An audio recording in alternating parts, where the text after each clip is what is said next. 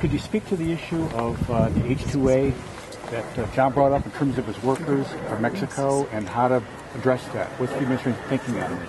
Well, obviously, Congressman and his colleagues have an ag labor bill that everyone understands that agriculture needs a legal, stable guest worker program in order to harvest these apples behind me, the sweet corn.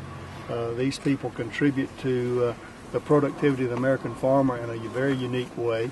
The issue right now through H-2A, it's cumbersome, it's very convoluted, and very problematic for growers and unreliable to a certain degree over not knowing whether they're going to get the workers or not.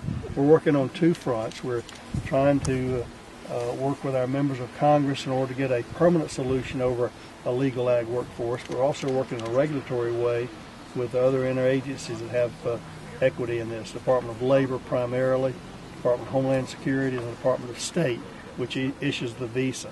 And we are getting the rules and regulations changed. Hopefully by this next growing season in the spring, we'll have a more automated type of route coming through the portal at USDA called farmers.gov. It's a TurboTax type model where you put in the information and it goes to these other free agencies.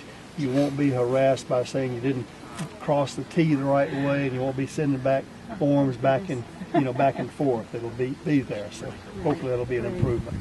And that'll ease a lot of the work in our congressional office because we are constantly dealing with these paperwork issues with the agencies on trying to deal with the ag visa programs. On the issue of dairy farms and farmers who are struggling, what can be done to help? Well, regarding the labor issue on dairy, unfortunately, we can't do anything regulatory-wise regarding the seasonality definition in the current H-2A law or the temporary status.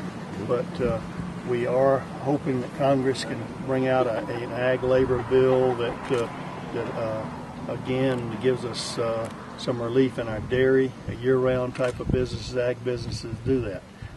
Dairy in New York has a huge dairy issue.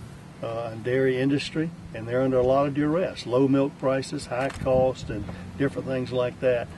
We did this past last week. We, for the first time, bought $50 million worth of fluid milk, which typically does not happen, to go to our food banks and our school programs in order to take some product off there.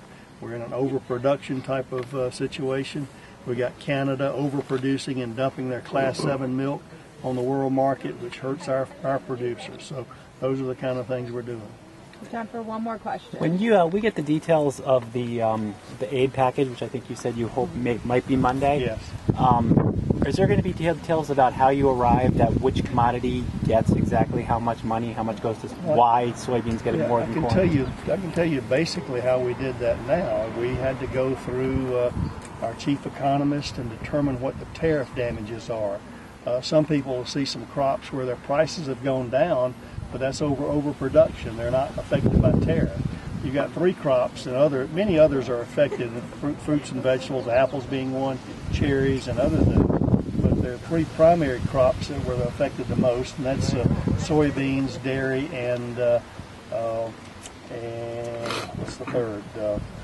Pork. And so you'll see those numbers there, but the methodology of how you get there is the way we would go to the WTO and issue a tariff complaint against these other countries for illegal retaliatory tariff. We have to prove what the tariff damage is, and that's the methodology we use.